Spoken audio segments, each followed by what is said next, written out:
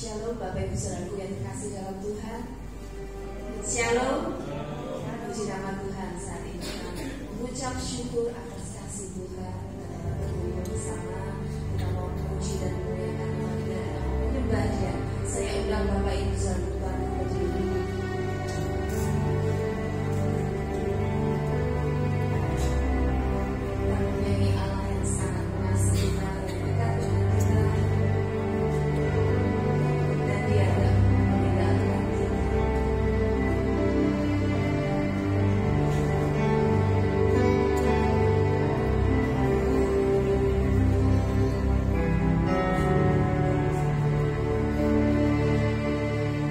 Kau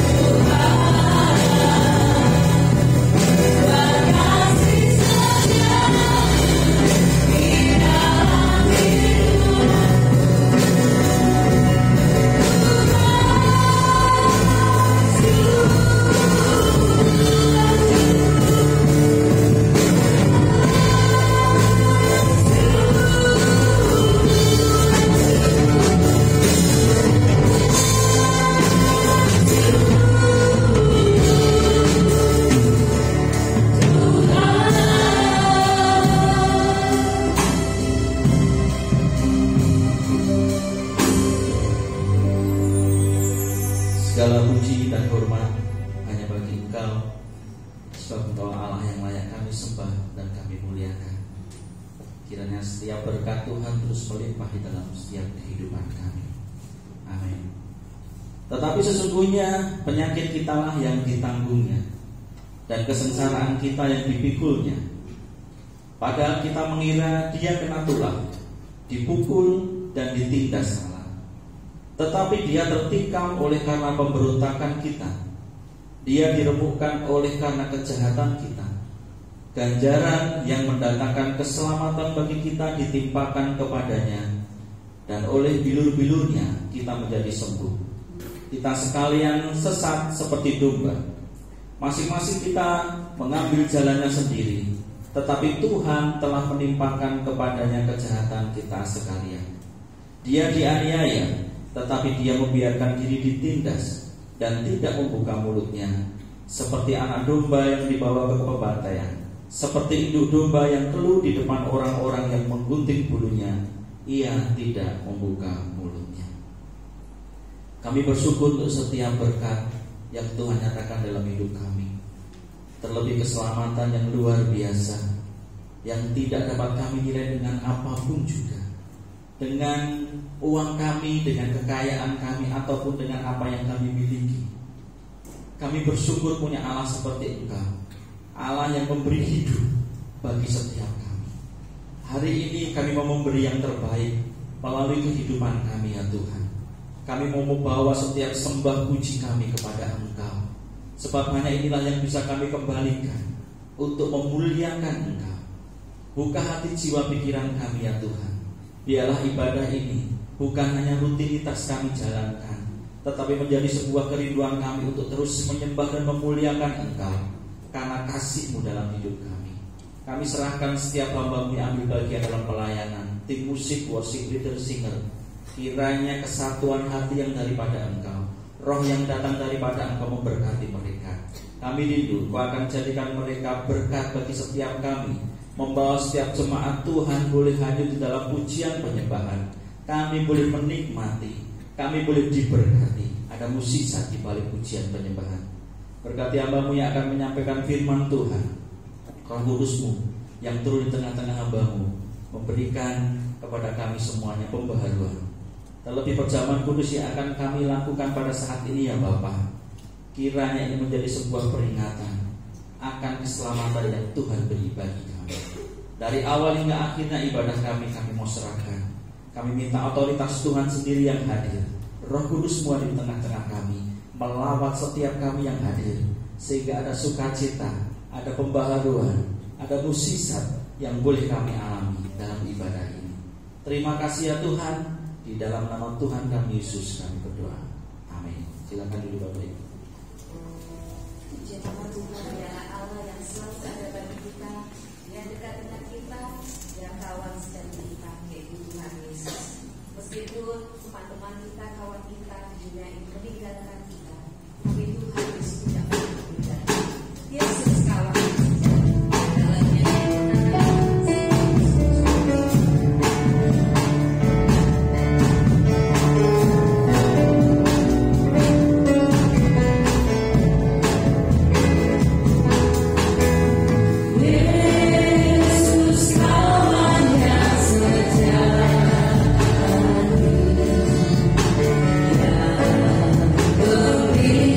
Be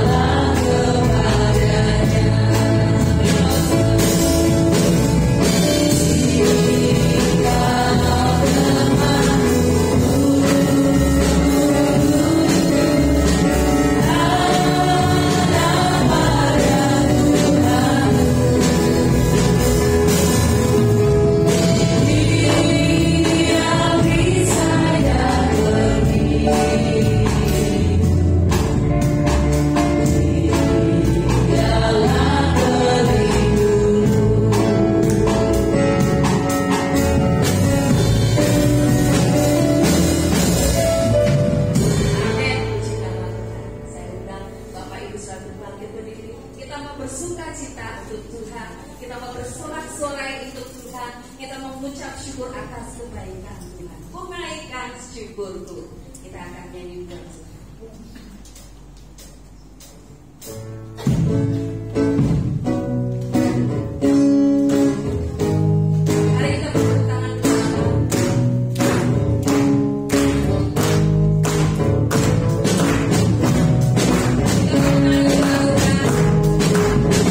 Boleh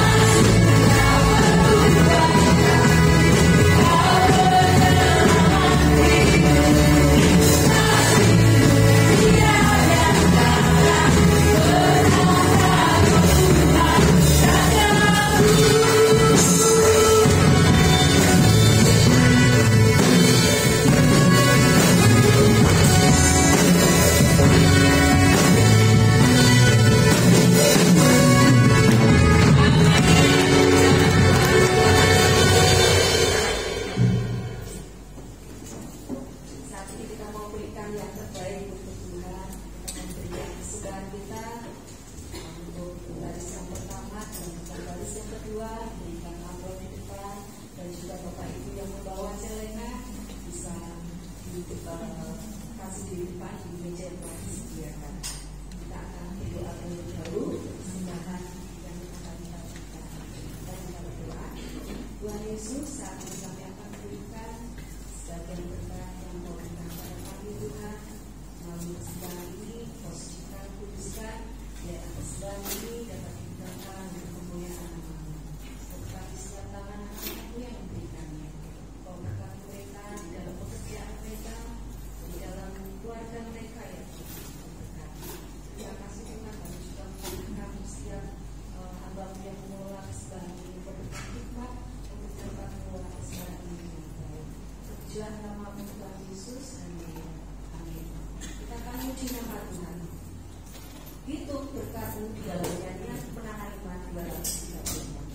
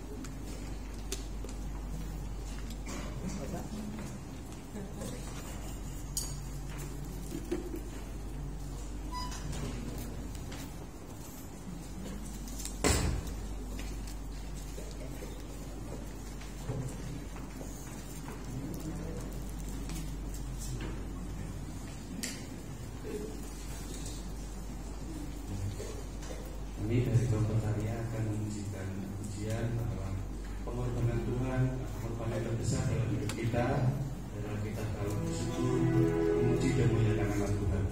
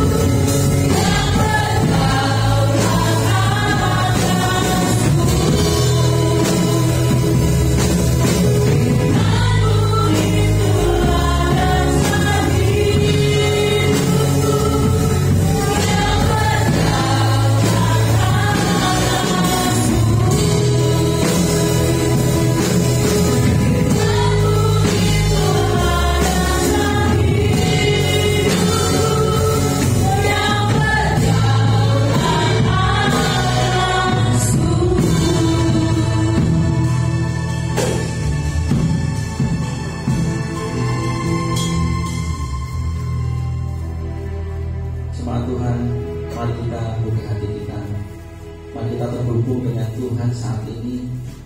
Jangan biarkan ada orang lain yang akan mengambil berkat firman Tuhan. Biarlah firman berdarat atas kami ya Tuhan hari ini. Kami siap untuk diperbaharui. Kami siap terima mukjizat firman. Kami siap dipulihkan Tuhan. Kami siap terhubung hanya dengan Engkau. Kami siap untuk membuka setiap jiwa roh kami. Mari Engkau hadir di tengah-tengah kami Tuhan. Kami siap untuk dipulihkan, diperbaharui oleh firman-Mu. Hamba-Mu yang menyampaikannya, Engkau sendiri yang bertahta di atas hamba-Mu melalui Roh Kudus-Mu. Engkau berbicara bagi kami melalui hamba-Mu, dan kami semuanya siap diberkati. Dalam nama Tuhan kami Yesus kami berdoa dan bersyukur. Haleluya. Amin. Silakan duduk Bapak Ibu dikasihi Tuhan.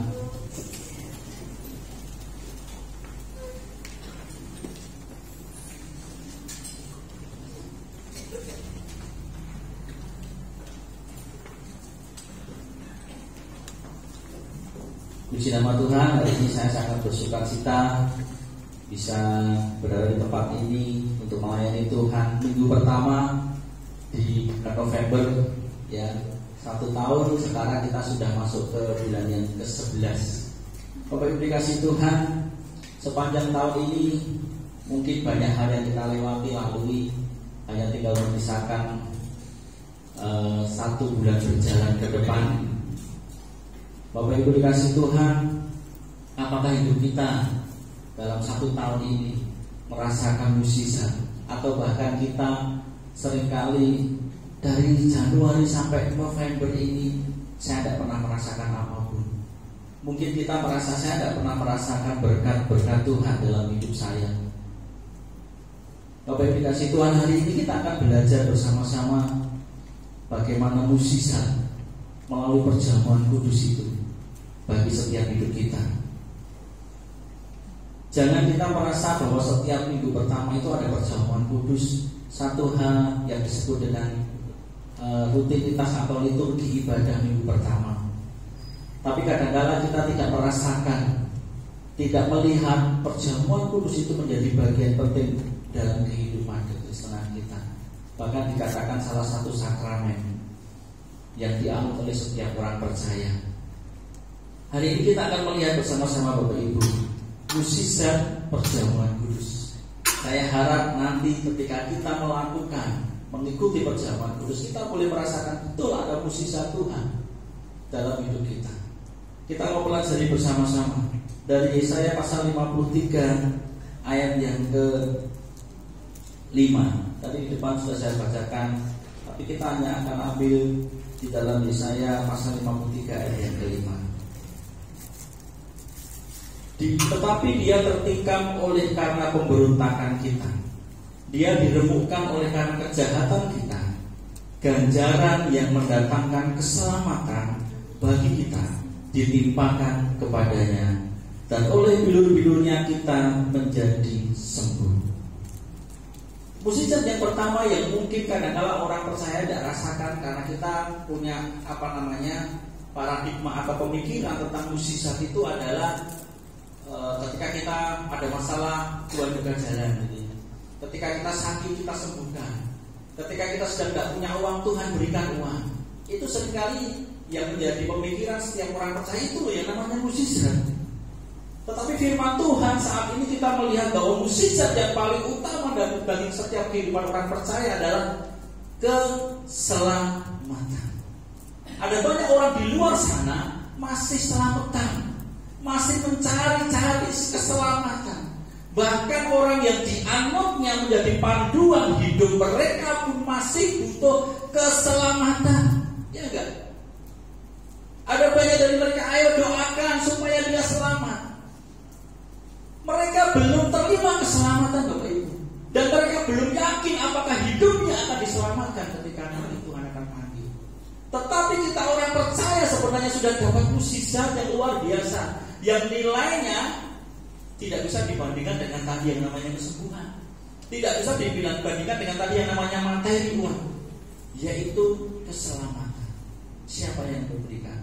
Allah di dalam diri Tuhan Yesus Kristus. Maka mari kita terus bersyukur. Ya, jangan kita menantikan mukjizat. Kita sudah dapat mukjizat itu. Itu menjadi dasar bagian kehidupan kita untuk bersyukur. Maka ketika kita punya rasa syukur karena keselamatan itu, mukjizat itu akan selalu sering kita alami. Amin Bapak Ibu. Kita akan lihat bersama Bapak Ibu. Perjamuan kudus. Ya. Perjamuan kudus itu merupakan salah satu sakramen terpenting dalam kekristenan. Ya, selain ada baptisan, ada perjamuan kudus. Lebih dari sekedar upacara. Maka tadi saya katakan lebih dari sekedar liturgis. Maka ketika Pak Gembala memimpin perjamuan kudus, ada satu bagian kita koreksi diri kita masing-masing. Bapak Ibu, ketika saya meyakini perjamuan kudus itu menjadi sebuah hal yang terpenting dalam kehidupan saya. Ini cerita pribadi saya. Dari masa remaja, saya ketika tahu tentang firman Tuhan tentang perjamuan kudus, maka itu menjadi bagian dasar buat hidup saya, mengoreksi diri saya ketika besok itu minggu pertama ada perjamuan kudus. Itu selalu tertiang dalam pikiran saya. Firman Tuhan katakan koreksi dirimu sebelum masuk perjamuan kudus. Saya berusaha untuk tidak melakukan hal yang keluar dari jalur Tuhan. Namanya manusia. Maka saya katakan berusaha. Ya kalau itu.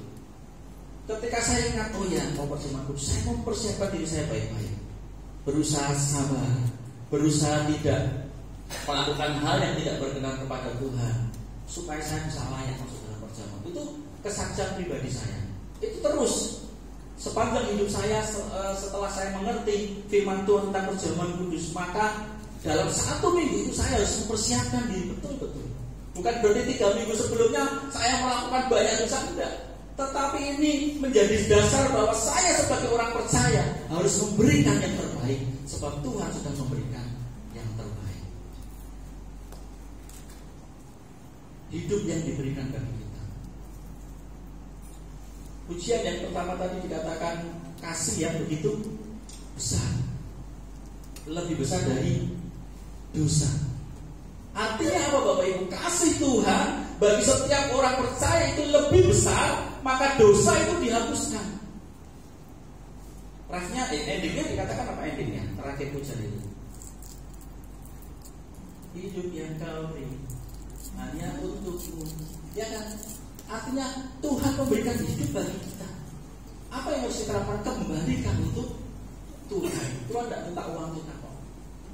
Jadi perjamuan kudus itu lebih dari sekedar upacara.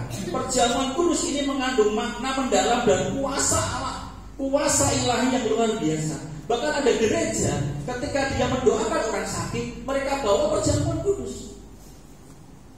Karena orang percaya ini, pendeta ini percaya bahwa perjamuan kudus itu menjadi sebuah sarana kesembuhan. Bukan perjamuannya Bapak Ibu, tetapi apa kuasa di balik perjamuan kudus itu. Jadi sebenarnya perjamuan kudus itu memiliki kuasa yang luar biasa. Maka buang pemikiran kita bahwa ini hanya rutinitas atau liturgi atau sakramen, tetapi melebihi dari itu. Ada kuasa Allah yang luar biasa. Yang pertama kita mau lihat Bapak Ibu, perjamuan kudus sebagai peringatan akan pengorbanan Kristus. Jadi peringatan itu seringkali banyak orang percaya hanya melihat momen-momen peringatan itu ada di Natal, ada di Paskah. Ya kan? Rayakan itu. Bahkan ini baru bulan November sudah berdiri pohon Natal. Anak saya itu dengan teman-temannya muda remaja itu setiap malam ke gereja maupun dekor. Tapi dekornya lagi dari peringatan yang ada merapopo ya, tidak apa-apa. Artinya untuk peringatan Natal itu mereka memberikan persiapan yang betul-betul luar biasa, ya enggak? Terus mulai mikir tuku kelambi Natal, ya enggak? Sudah mulai berpikir dengan jalannya Natal nanti seperti apa. Sudah mulai dana. Artinya mencari dana. Artinya apa? Ada persiapan. Untuk apa? Bapak Ibu, itu dilakukan. Peringatan kelahiran Tuhan Yesus, ya enggak?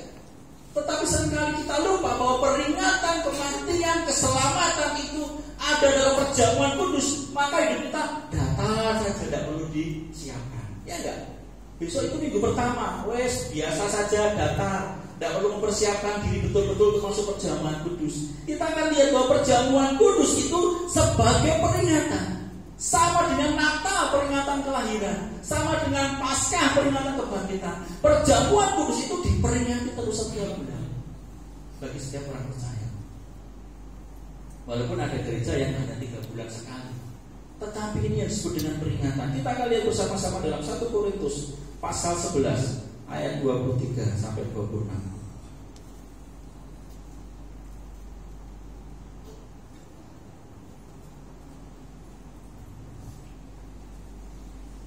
Satu Korintus 11 23 sampai 26. Sebab apa yang telah kuteruskan kepadamu telah aku terima dari Tuhan, yaitu bahwa Tuhan Yesus pada malam waktu ia diserahkan mengambil roti, dan sesudah itu ia mengucap syukur atasnya.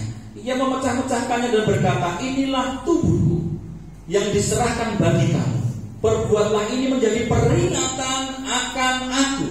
Demikian juga ia mengambil cawan sesudah makan lalu berkata, cawan ini adalah perjanjian baru yang dimeteraikan oleh darahku. Perbuatlah ini setiap kali kamu meminumnya menjadi peringatan akan aku. Sebab setiap kali kamu makan roti ini dan minum cawan ini, kamu memberitakan kematian Tuhan sampai ia datang. Dikatakan dalam ayat itu 2 kali. Yesus katakan menjadi peringatan akan aku. Inilah tubuhku. Ya, roti melambangkan tubuh menjadi peringatan akan aku. Cawan yang melambangkan darahku, buatlah itu menjadi peringatan akan aku. Jadi perintah memperingati itu sebenarnya bukan pada di Natal dan Paskah, Bapak Ibu. Iya enggak? Tuhan katakan di firman Tuhan enggak? Buatlah acara Natal peringatan akan aku. Tidak.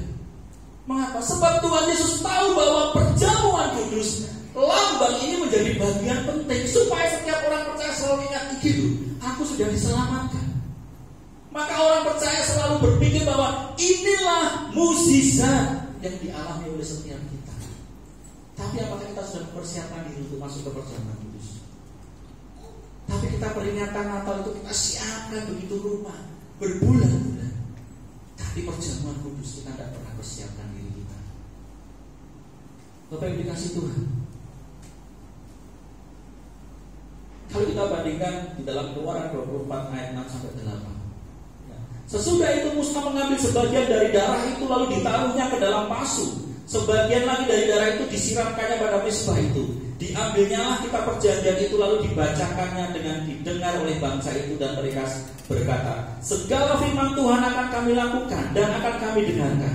Kemudian Musa mengambil darah itu, menyiramkannya pada bangsa itu serta berkata, inilah adalah perjanjian yang diadakan Tuhan dengan kamu berdasarkan segala firman. Bapak Ibu, mengapa saya katakan mukjizat? Waktu perjanjian lama Musa melakukan penebusan dosa dengan darah domba, dengan darah hewan. Tetapi apa yang dilakukan oleh Yesus, sama-sama dia katakan peringatan akan aku sebelum dia mati di kayu salib. Tuhan memberitakan bahwa ini loh yang aku persembahkan bukan lagi darah domba, tetapi darah anak domba Allah.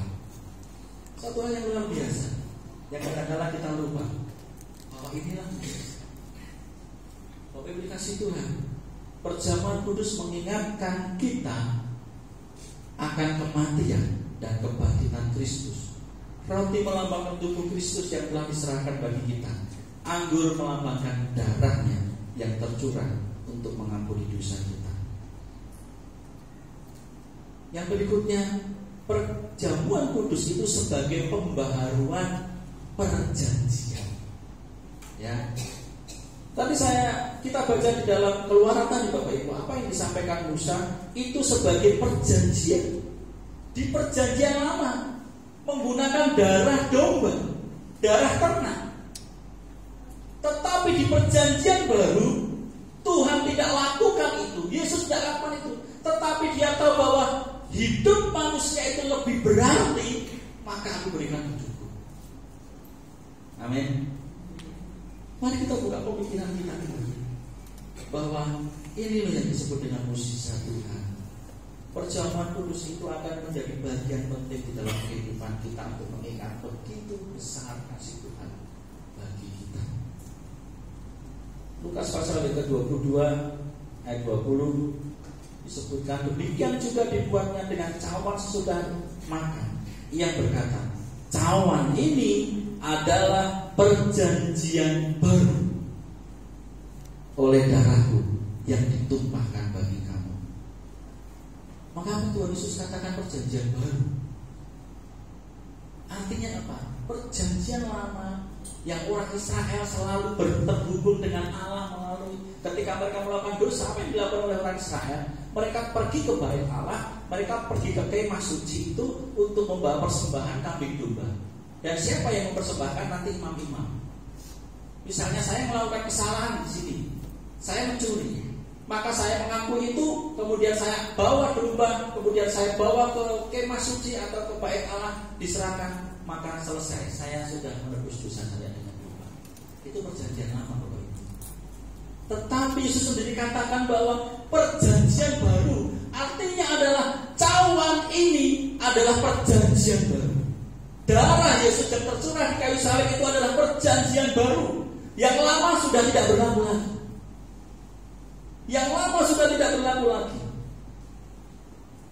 Yeremia pasal 31 ayat 31-34. Sesungguhnya akan datang waktunya, demikian firman Tuhan, aku akan mengadakan perjanjian baru dengan kaum Israel dan kaum Yehuda.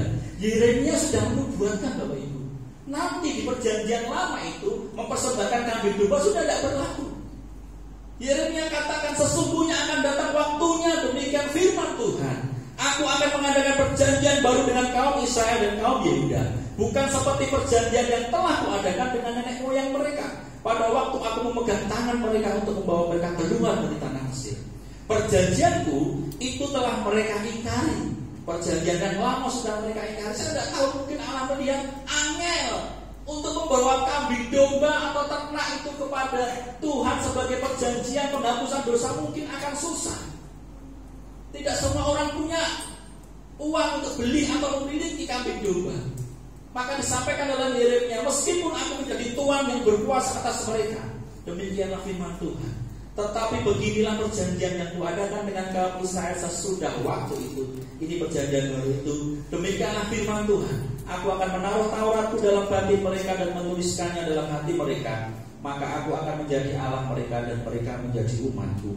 Dan tidak usah lagi orang mengajar sesamanya atau mengajar saudaranya dengan mengatakan kenallah Tuhan, sebab mereka semua besar kecil akan mengenal aku. Demikianlah firman Tuhan, sebab aku akan mengampuni kesalahan mereka dan tidak lagi mengingat dosa mereka. Bapak Ibu, mengapa Yeremia bernubuat ini? Karena Allah memberikan hikmat bagi Yeremia. Suatu saat nanti, ketika anak Allah itu datang, maka perjamuan kudus ini, perjamuan atau perjanjian baru ini akan terus mengingatkan mereka akan pengorbanan Tuhan, supaya apa? Mereka mengenal Tuhan. Maka Bapak Ibu, jadikan perjamuan kudus itu untuk terus mengenal Tuhan. Diawali dengan mengenal siapa Yesus. Dialah juru selamat, Dia yang sudah menyelamatkan saya, menghapus setiap dosa-dosa saya. Saya tidak perlu membayar dengan kambing domba seperti yang dilakukan di perjanjian lama, tetapi darahnya berkuasa atas hidup kita. Mari kita ubah pemikiran kita kembali, bahwa perjamuan kudus ini akan mengingatkan kita bahwa mukjizat itu terus ada dalam hidup kita, yaitu keselamatan. Bapak Ibu kasih Tuhan, perjanjian baru menggantikan perjanjian lama. Jadi yang lama sudah tidak berlaku lagi. Jangan khawatir kalau ada orang bilang kok orang mempersembahkan kambing domba, katakan bahwa itu sudah tidak berlaku. Itu sudah berakhir. Kalau masih banyak orang-orang percaya, ya, atau orang-orang yang masih menggunakan perjanjian lama, kita sudah ditebus oleh darah Tuhan. Dan dikatakan perjanjian baru ini menggantikan perjanjian lama, dan apa yang dijanjikan? Pengampunan dosa. Yeremia tadi dikatakan bahwa dosa mereka sudah diampuni. Dalam Yeremia dikatakan aku sudah tidak akan mengingat lagi dosa mereka. Artinya ada pengampunan dosa, dan ini hidup kekal. Pengampunan dosa itu kekal. Jadi setiap tahun Tuhan Yesus datang salib lagi, tidak. Maka perjamuan kudus ini akan mengingatkan kepada kita Bapak Ibu tentang penebusan dosa itu. Dilakukan setiap bulan. Siapkan hati kita betul-betul, membuka hati kita. Apa sih yang benar Tuhan mau untuk peringatan ini? Untuk mengingat bahwa aku ini sudah beri yang terbaik buat engkau. Hidup yang kau beri, apa pujian tadi? Kita kembalikan kepada Tuhan. Sampai seberapa hidup kita kembalikan ke Tuhan, Bapak Ibu.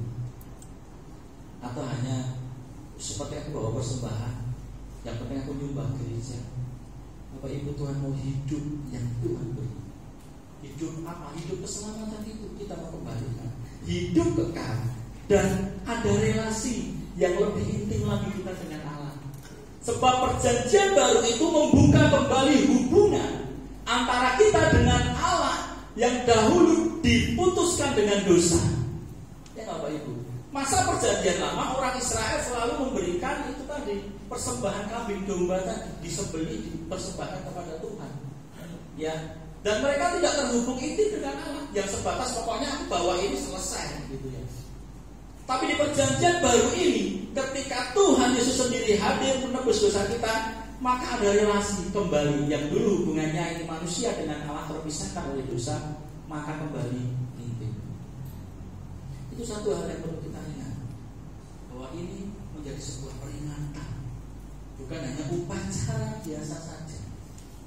Maka persiapkan diri kita lebih daripada kita memperingati Natal, daripada kita memperingati hari-hari besar yang lainnya. Sebab ini menjadi bagian hidup kita, dikatakan kekal. Tapi dikasih Tuhan, perjamuan kudus sebagai sumber kuasa Roh Kudus.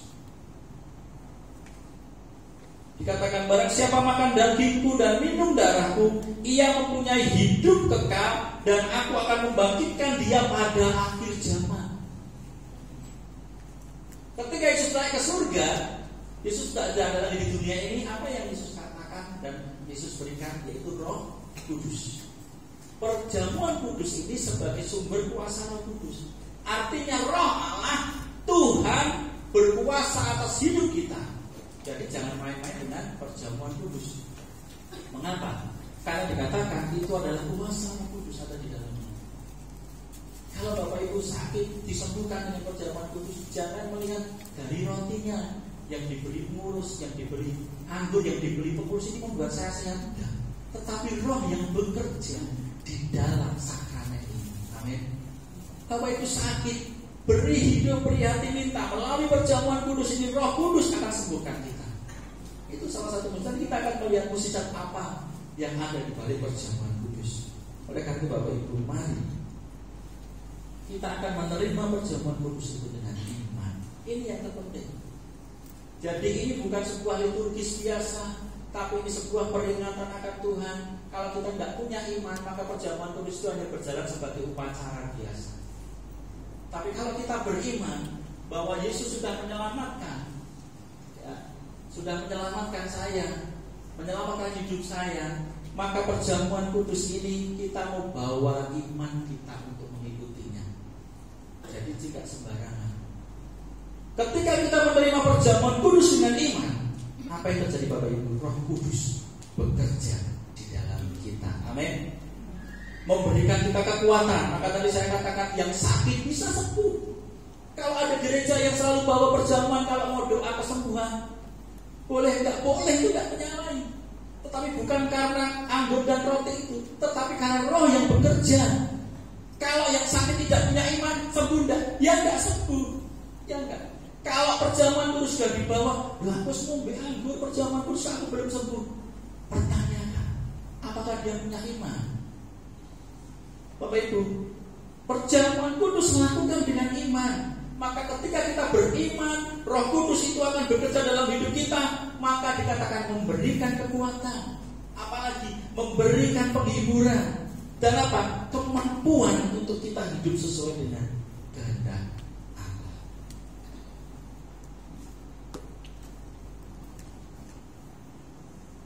Bapak dikasih Tuhan, sampai di mana pengertian kita sekarang tentang perjamuan kudus?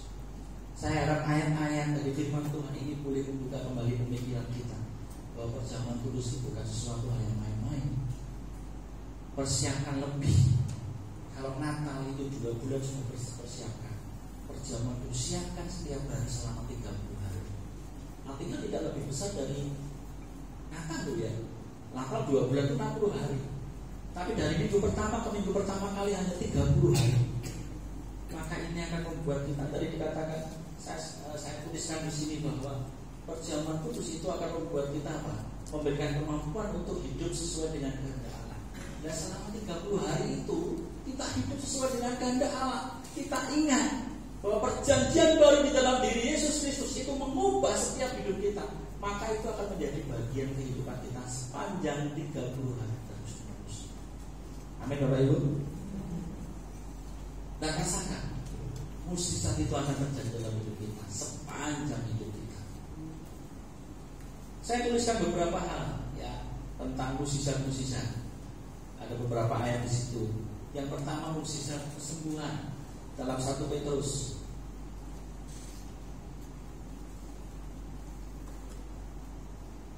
1 Petrus 2 ayat 24.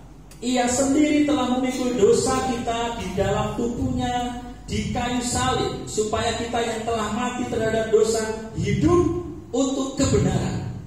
Bagian terakhir dari ayat ini adalah oleh bilur-bilurnya kamu telah sembuh. Amin. Jadi Bapak Ibu yang punya sakit penyakit, yang merasakan itu, mari punya iman bahwa perjamuan kudus ini bilur-bilur darah Tuhan itu memberikan kesembuhan bagi saya, memberikan mukjizat nyata.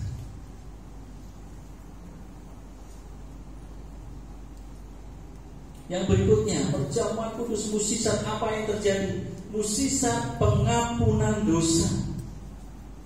Dalam 1 Yohanes pasal 1 ayat yang ke-9.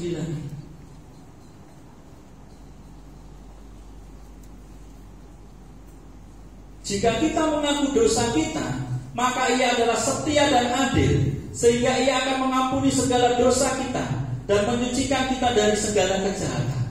Sebelum kita menerima perjamuan kudus, kita pasti selalu dengar apa yang dibacakan oleh Pak Gembala Sidang ayatnya, bahwa mengkoreksi diri kita masing-masing. Ya kan?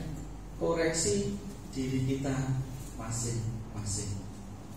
Itu yang disampaikan. Artinya apa? Itu yang disebut dengan pengakuan. Itu yang disebut dengan pengakuan dosa. Apa yang dikatakan dalam 1 Yohanes 1:9 ini? Jika kita mengaku dosa kita, maka sebelum masuk perjamuan kudus, akui dosa. Koreksi diri itu disebut dengan introspeksi atau pengakuan dosa. Apakah Tuhan tidak mengampuni? Tuhan mengampuni. Ayat ini katakan, maka Ia adalah setia, Ia adil, Ia akan mengampuni segala dosa kita dan menyucikan kita dari segala kejahatan. Mukjizat perjamuan kudus adalah pengampunan dosa. Mukjizat perjamuan kudus, penguatan iman. Roma pasal 10 ayat 17. Jadi iman timbul dari pendengaran, dan pendengaran oleh firman Kristus. Kalau kita pada saat kita mau masuk ke perjamuan kudus, seringkali kita dibacakan firman ya. Tadi seperti apa yang dikatakan dalam 1 Korintus tadi. Ayat yang ke-23. Sebab apa yang telah kuteruskan kepadamu telah aku terima dari Tuhan, yaitu bahwa Tuhan Yesus pada malam waktu Ia diserahkan mengambil roti, dan sesudah itu Ia mengucap syukur atasnya, Ia memecah-mecahkan dan berkata, inilah tubuhku yang diserahkan bagi kamu, berbuatlah ini menjadi peringatan akan aku. Peringatan itu berhubungan dengan iman, ya. Jadi penguatan iman. Setiap kita melakukan perjamuan kudus itu, iman kita dikuatkan. Sebab Tuhan katakan itu jadi peringatan akan aku, untuk menguatkan iman kita. Ketika kita mulai kehilangan iman kita tentang keselamatan itu, maka perjamuan kudus itu akan kembali mengingatkan, akan kembali memberikan kekuatan iman pada kehidupan kita.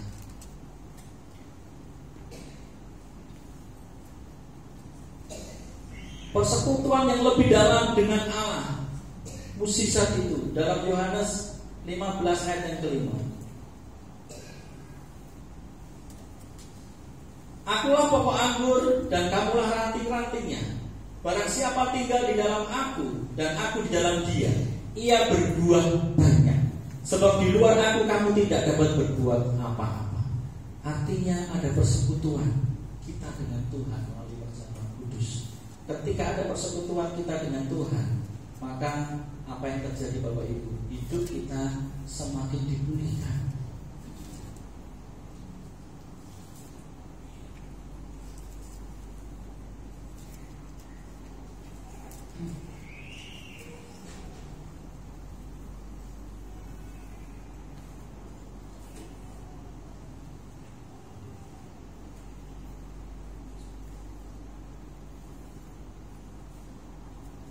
Satu Korintus 11 ayat 26. Sebab setiap kali kamu makan roti ini dan minum cawan ini, kamu memberitakan kematian Tuhan sampai Ia datang. Ini persekutuan. Ketika ada persekutuan, tadi dikatakan bahwa kita melekat di dalam pokok anggur itu, maka kita berbuah. Ketika berbuahnya dari mana? Berbuahnya dari mana Bapak Ibu? Dari orang lain yang mendengar tentang kesaksian tentang Tuhan. Ya enggak? Ayat 26 dari 1 Korintus 11 ini dikatakan, iya, kamu memberitakan kematian Tuhan sampai Ia datang. Ini tugas kita. Perjamuan kudus ini untuk memberitakan. Ketika kita sudah tahu berita itu, maka tugas kita memberitakan, sehingga kita akan berada dalam persekutuan, sehingga kita akan berbuah seperti apa yang dikatakan pokok anggur tadi. Kalau kita tidak berbuah, ya Bapak Ibu ya, maka ranting itu akan diputus terus dibakar, rantingnya kering. Perjamuan kudus ini mengingatkan kepada kita supaya kita punya kembali hubungan dengan Tuhan. Yang terakhir, apa mukjizat yang akan kita alami? Pembaharuan hidup. Dikatakan bahwa ini adalah perjanjian baru. Yesus katakan ini adalah perjanjian baru. Yang namanya baru berarti yang lama itu sudah tidak dipakai. Seringkali kita pasti pakai sesuatu yang baru, yang lama tidak. Karena mungkin yang lama sudah rusak, tidak layak lagi untuk dipakai. 2 Korintus 5 ayat 17.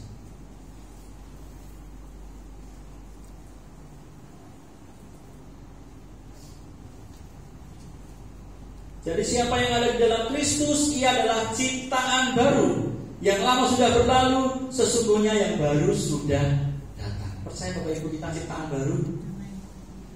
Dimulai dari mana kita jadi ciptaan baru? Sejak Yesus mati di kayu salib. Perjanjian lama dipatahkan. Tuhan katakan ini perjanjian baru yang dimeteraikan dengan darah atas kamu. Sejak itulah kita adalah ciptaan baru Bapak Ibu. Sejak itulah kita adalah ciptaan baru. Ciptaan lama sudah tidak lagi dipakai. Sesungguhnya yang baru sudah datang. Maka kita akan terus melihat bahwa perjamuan kudus itu mengingatkan kepada kita, aku ini ciptaan baru. Perjamuan kudus itu memberikan peringatan kepada kita bahwa aku ini ciptaan baru. Maka yang lama sudah berlalu. Apa yang lama? Yang tidak berkenan di hadapan Tuhan. Ketika saya memberikan pembelajaran baptisan kepada anak-anak, saya katakan engkau itu adalah ciptaan baru. Apa maksudnya? Mereka sendiri sudah tahu. Mereka katakan bahwa meninggalkan hal-hal yang lama, yang tidak baik.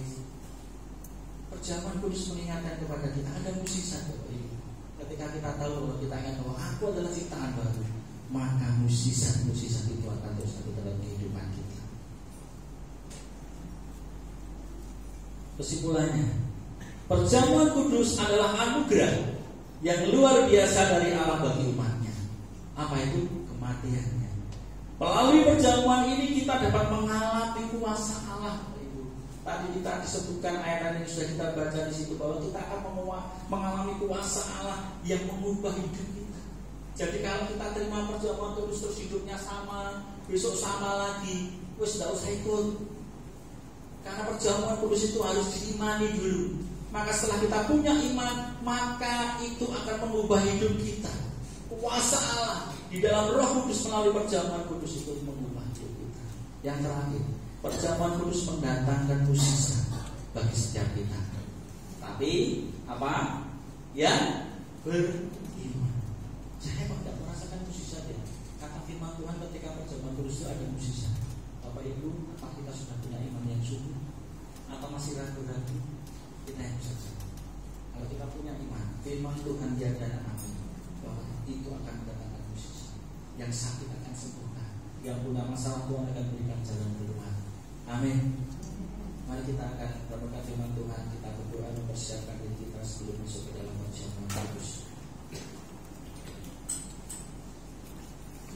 Terima kasih Tuhan, ya firman-Mu membuka kembali hati kami, baik hamba-Mu yang menyampaikannya, setiap jemaat dan pendengarnya. Kami rindu, kami boleh memiliki pengertian yang baru akan Engkau, terlebih memiliki pengertian yang baru akan perjamuan kudus. Kami mau beriman, kami mau diubahkan, kami mau dipulihkan, kami siap terima mukjizat perjamuan kudus. Buka hati pikiran kami, ampuni setiap dosa-dosa kami ya Tuhan, layakkan kami untuk masuk dalam perjamuan kudus. Di dalam nama Tuhan kami Yesus kami berdoa dan bersyukur. Haleluya. Amin. Kita kami serahkan kepada Tuhan memimpin perjamuan kudus.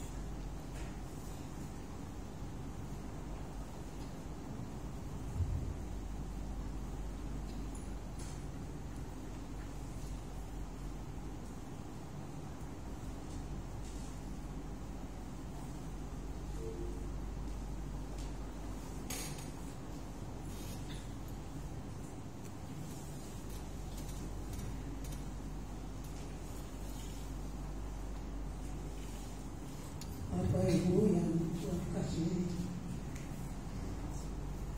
kita masuk dalam perjamuan Tuhan, kesiapan hati kita masing-masing untuk mendengar firman Tuhan. Sekali sudah dijelaskan semua, tapi kita perlu lihat ayat yang khusus untuk membawa kita, mengangkat kita pada perjamuan Tuhan, agar supaya apa yang sudah kita benar-benar kita menghayati perjamuan Tuhan dalam hidup kita. Oleh sebab itu sebelum kita masuk dalam perjamuan Tuhan, perlu saya beritahukan bahwa kita perlu mempersiapkan diri kita dengan sebaiknya. Apabila kita menyakiti hati seseorang, membuat orang yang tidak rasa aman, mari kita dengan jujur di hadapan Tuhan kita mengakui di hadapan Tuhan sehingga kita tidak mendapat akibat oleh karena perbuatan kita. Itu dimaksud tidak kita. Persoalan itu seperti yang dikatakan bahwa kita selalu mengakui segala dosa kita, kelemahan kita, waktu kita menghadapi cobaan-cobaan itu, agar supaya kita bisa berjalan dengan lancar, hidup yang lancar, dan Tuhan memudahkan. Bapak Ibu yang Tuhan kasih, bahwa seperti apa yang telah kuteruskan kepadamu, telah aku terima dari Tuhan, yaitu bahwa Tuhan Yesus pada malam waktu yang diserahkan mengambil roti jadi saudara lihat ini firman Tuhan ya, sebab apa yang telah aku teruskan kepadamu telah aku terima dari Tuhan. Ini pernyataan Rasul Paulus kepada jemaat Korintus, apa yang dia telah terima dan disampaikan kepada benar-benar bahwa Yesus itu mati di kayu salib dan dia mengorbankan diri untuk semua orang yang telah berbuat dosa, dan bagi setiap orang yang mengakui dia dapat Tuhan, maka Allah mengampuni dia dan memberikan keselamatan bagi dia. Dan itu sebabnya dia katakan, apa yang telah aku terima, aku teruskan kepadamu, sebab aku terima dari Tuhan, yaitu bahwa Tuhan Yesus pada malam waktu ia diserahkan mengambil roti jadi. Sebentar kita akan terima roti ini dan kita mulai berdoa di hati kita masing-masing, apa yang kita telah buat dan lakukan kita akui di hadapan Tuhan dan kita menerima pengampunan dari Tuhan.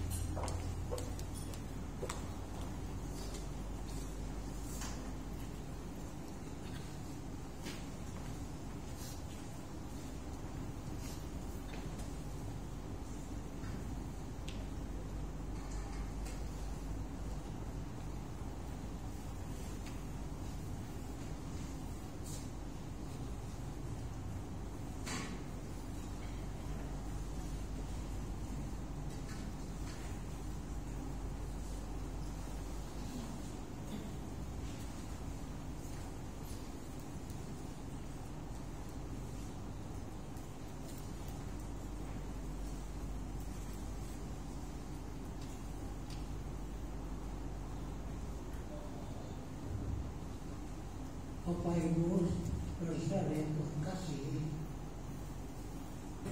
kita menyatakan bahwa sudah jelas menyatakan bahwa kita setiap kali kamu makan roti ini dan minum Tuhan ini, kamu akan memberitakan kematian Tuhan sampai Dia datang.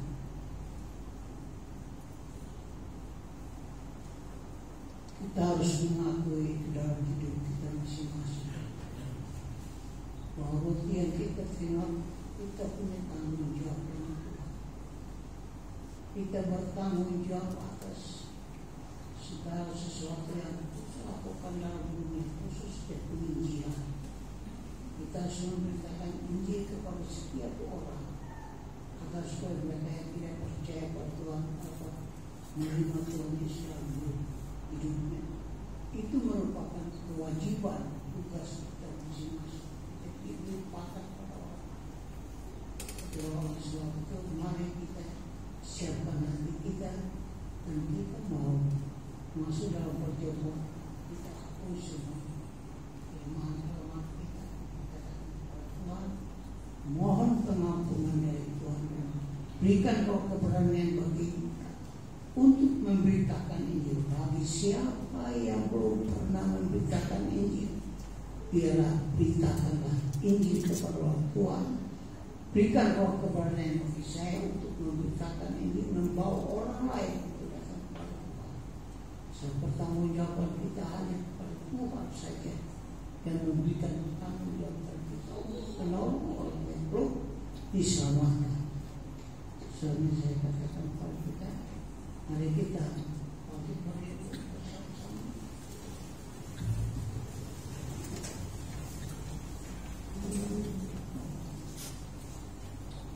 Dan sesudah ia mengucap syukur atasnya, ia memecah-mecahkannya dan berkata, kita berdoa mengucap syukur atas roti anggur yang telah tersiapkan. Bapa di surga, terima kasih banyak ya Tuhan. Roti dan anggur sudah ada di tangan kami, kami siap bertobat. Kami tahu bahwa ini merupakan lambang daripada Kristus dan darah Kristus. Kami yakin betul iman kita, iman yang kita miliki dalam Kristus. Dia telah mati dan diselipkan, dan kemudian darahnya tertumpah di atas bukit Kalvari untuk menebus dosa kita. Bagi kita yang telah mengakui Dia sebagai Tuhan dan Juru Selamat, kita akan mendapat pengampunan daripada Tuhan.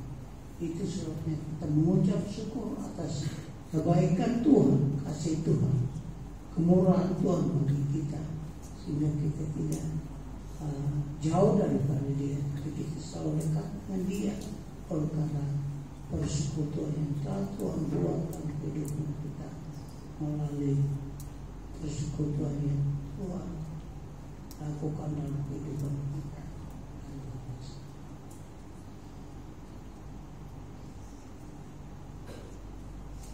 Inilah, mari kita angkat semua roti dan kita katakan, inilah tubuhku yang diserahkan bagi kamu. Perbuatlah ini menjadi peringatan akan aku. Mari kita makan.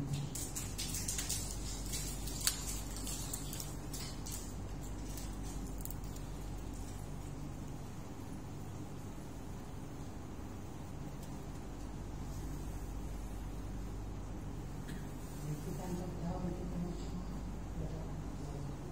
Kita berdoa. Kawannya merupakan lambang daripada Kristus Yesus yang telah mencurahkan darahnya di atas bukit Kalvari untuk menebus dosa. Kita akui itu dan imani itu dalam hidup kita. Tanpa kematian Yesus, maka kita tidak akan memperoleh keselamatan yang ada. Demikianlah juga ia mengambil cawan sesudah makan, lalu berkata, cawan ini adalah perjanjian baru yang diberikan oleh darahku. Perbuatan ini menjadikan setiap kali kamu diminumnya dan menjadi peringatan akan aku. Mari kita makan minum bersama.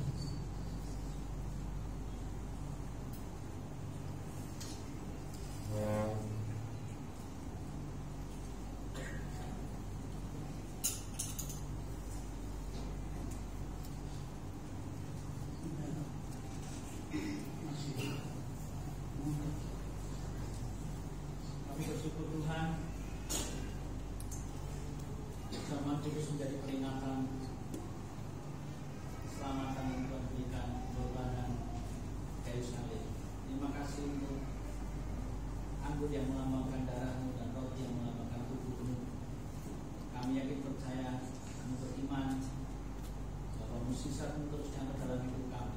Apa yang Tuhan beri bagi kami, mampukan kami untuk memberi yang terbaik juga buat Engkau melalui kehidupan kami ya Bapa. Memberitakan bagi banyak orang tentang keselamatan yang sudah kami dapat. Terima kasih Tuhan.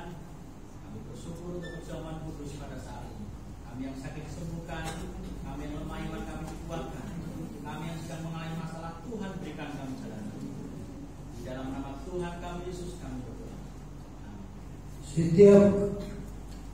Sebab setiap kali kamu makan roti ini dan minum cawan ini, kamu memberitakan kematian Tuhan sampai Ia datang.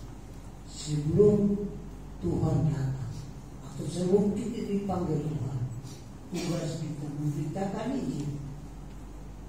Terus kita jalankan. Mari silakan duduk.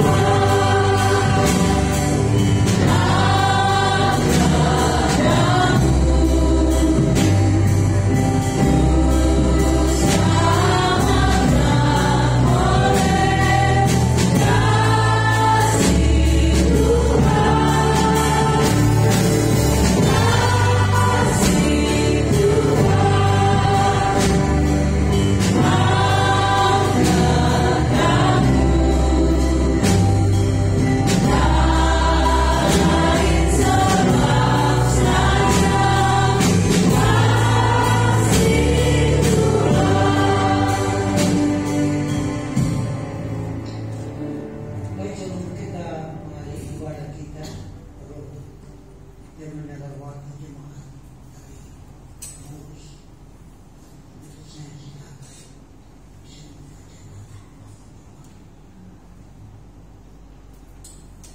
Saya akan membacakan untuk jadwal ibadah kita selama sepekan ini.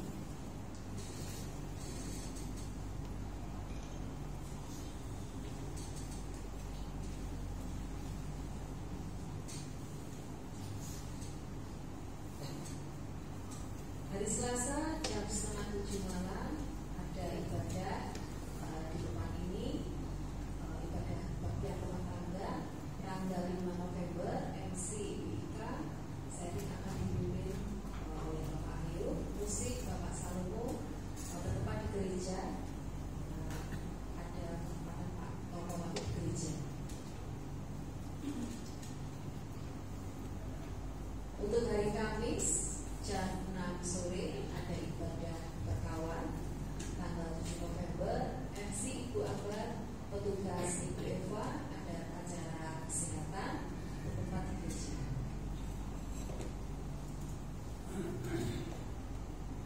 Sabtu ada ibadah remaja pemuda jam 5 sore tanggal 9 November.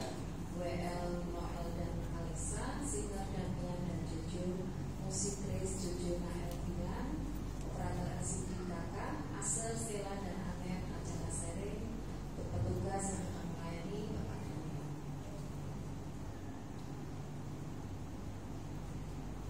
Ibadah raya hari Minggu jam 7 pagi tanggal 10 November.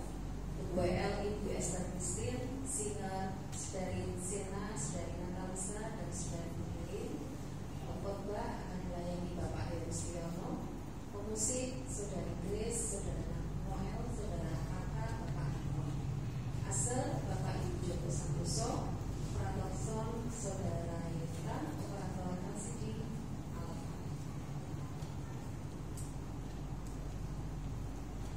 Ibadah sekolah minggu hari Minggu jam 9:30 pagi tanggal 10 November untuk WLK Ika dan Firna, Singer Fania dan Haruni. Kelas wanita akan dilayani Kak Ida, kelas kedua dilayani Kak Effendi, kelas pertama dilayani Kak Anton, kelas Radia Kak Elvina, dan kelas remaja dilayani Kak Yona. Untuk pemusik Bulan Tilo Kak Salomo dan Kak Nadia. Operator LCD Alin, snack disediakan oleh KSM Fisir, serta KSM Gereja.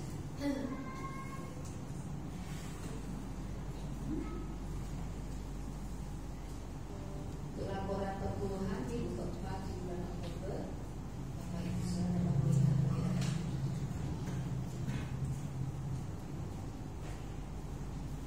Untuk persembahan dan pengeluaran Minggu keempat bulan Oktober.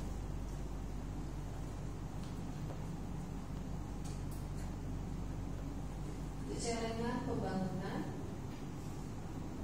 dari bulan Januari hingga bulan September.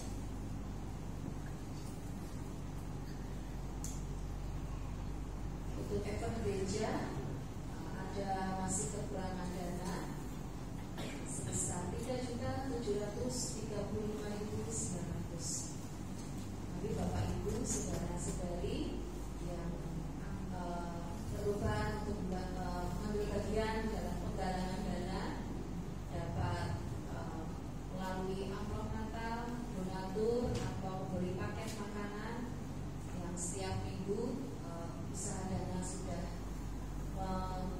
share di grup ya. Dan ini hari ini juga akan ada basar yang Bapak Ibu sudah dapat membeli nanti selesai ibadah. Demikian Bapak Jemaat yang saya sampaikan. Terima kasih Tuhan Yesus.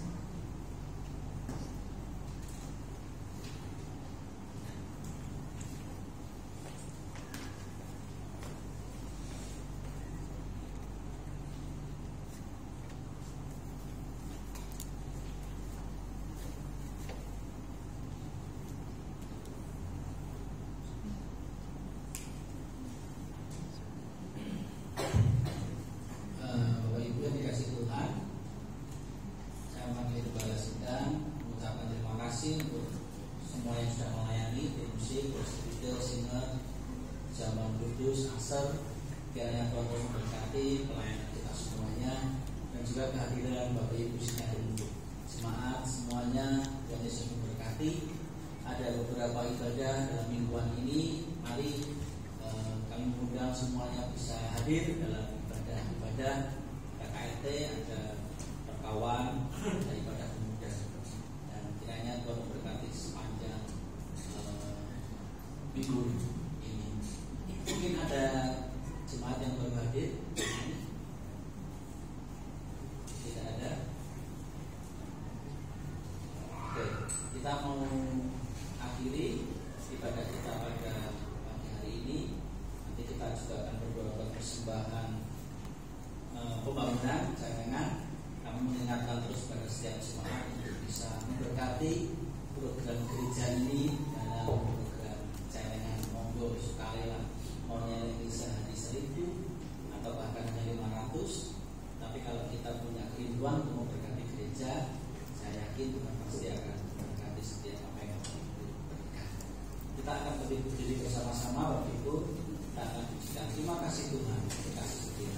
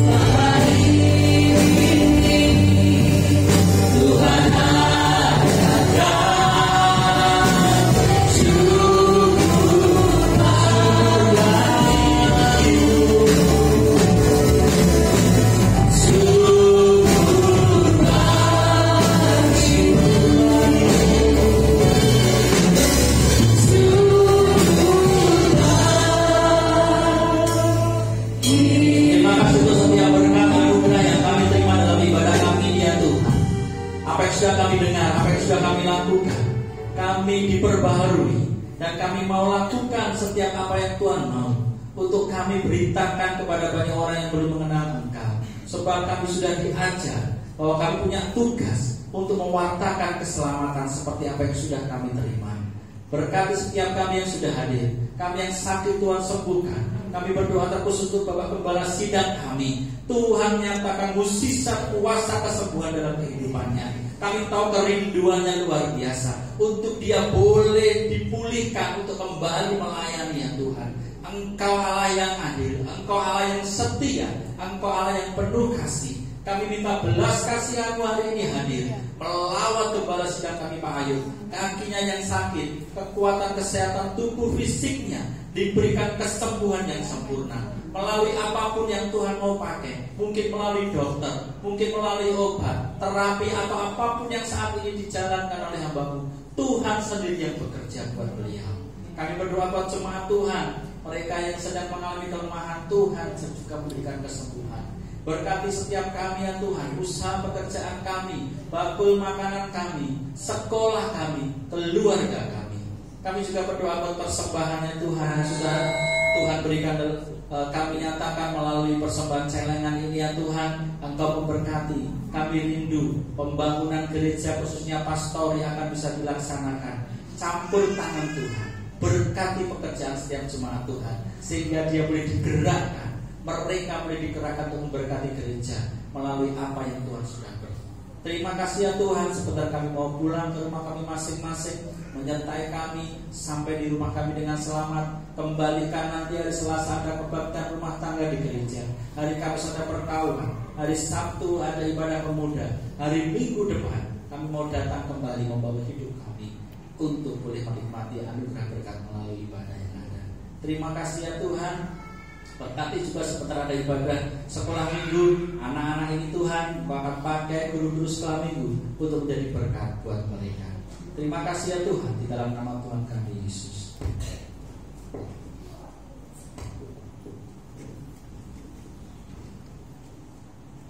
Pulanglah dengan selamat dan terimalah berkat Tuhan. Turunlah kiranya atas semua anugerah dan selamat dari Allah Bapa, dari Yesus Kristus Tuhan kita, dari Roh Kudus yang akan menuntun kehidupan kami setiap langkah hidup kami dari hari ke pas hari sampai pada Yesus datang kembali. Dengan doa kami